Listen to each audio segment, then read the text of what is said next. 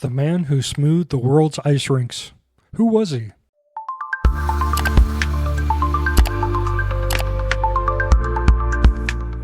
Good afternoon, everybody, and welcome to Hidden History with Frank Strickland.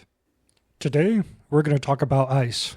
Not just any ice, but the kind that makes champions, builds dreams, and for one man, became a lifelong obsession. We're talking about a smooth, pristine surface of an ice rink and the genius behind its creation. Our story begins with a problem, a big icy problem. The year is 1940. The place, Paramount, California. Not exactly a winter wonderland, but here two brothers, Frank and Lawrence Zamboni, had just opened the Paramount Iceland. Now, it wasn't just any rink. It was one of the largest indoor rinks in the United States. A magnificent expanse of frozen water, ready for skaters, hockey players, and the dreams to glide upon. But there was a catch. After every practice, every public skate, every hockey game, that beautiful pristine surface became a rutted, scraped mess. Maintaining it was, quite frankly, a nightmare. Imagine a crew of 5 men, 5 strong, hard-working men armed with scrapers, shovels, mops, and hoses. They would spend a staggering 90 minutes, an hour and a half, scraping away the chewed-up ice, sweeping up the shavings, washing the surface, mopping up the excess water, and then carefully spraying a new, thin layer of water to freeze. 90 minutes. That's 90 minutes of lost skating time, 90 minutes of labor, 90 minutes of frustration. Frank Zamboni was born on January 16, 1901, in Eureka, Utah, a son of Italian immigrants. He grew up on a farm in Idaho, where he learned the kind of hands-on mechanical ingenuity that would one day change the world of ice sports.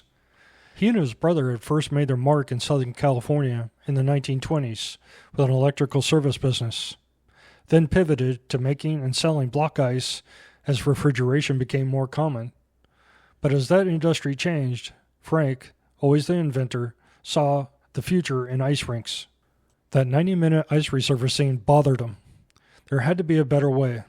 And so, Frank Zamboni, a man with a twinkle in his eye and grease under his fingernails, began to tinker.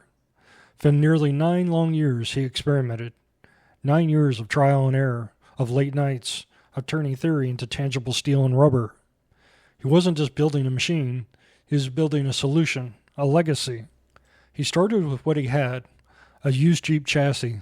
Imagine that, the sturdy frame of a military vehicle, repurposed for a much more peaceful, yet equally vital mission.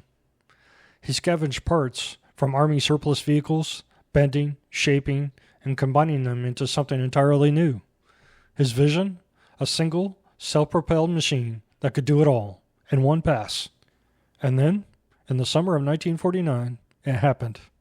The culmination of nearly a decade of tireless effort. Frank Zamboni unveiled his masterpiece, the Model A Zamboni Ice Resurfacer. Imagine this, a single operator guiding this ingenious contraption. In one pass, the machine would perform a miracle. First, a sharp blade called a conditioner would descend, shaving off a thin, uneven layer of ice. Then, like a giant vacuum cleaner, it would scoop up those ice shavings into a massive holding tank. But it wasn't done yet. It would then wash the ice, cleaning out any remaining grooves or debris. And finally, a perfectly measured, thin layer of hot, clean water would be spread evenly across the surface, freezing almost instantly into a new and possibly smooth sheet of ice. Frank Zamboni applied for his patent in 1949 for his ice rink resurfacing machine, and it was officially granted in 1953. Word began to spread, slowly at first, and then like a wildfire across the ice skating world. The ultimate validation came in 1960, the Winter Olympics of Squaw Valley, California. The eyes of the world were on those ice surfaces, and what did they see? A Zamboni machine, gliding effortlessly, keeping the ice perfect for figure skaters and hockey legends alike. The name Zamboni was no longer just a surname. It was synonymous with perfection on ice. The Frank Zamboni Company was established, and soon these magnificent machines were being shipped worldwide. From humble beginnings in a Utah farm, through the challenges of block ice and the opening of a California ice rink, Frank Zamboni's vision transformed an entire industry. Thank you for watching, and take care, everybody. You're about to be killed by a Zamboni in 5 minutes!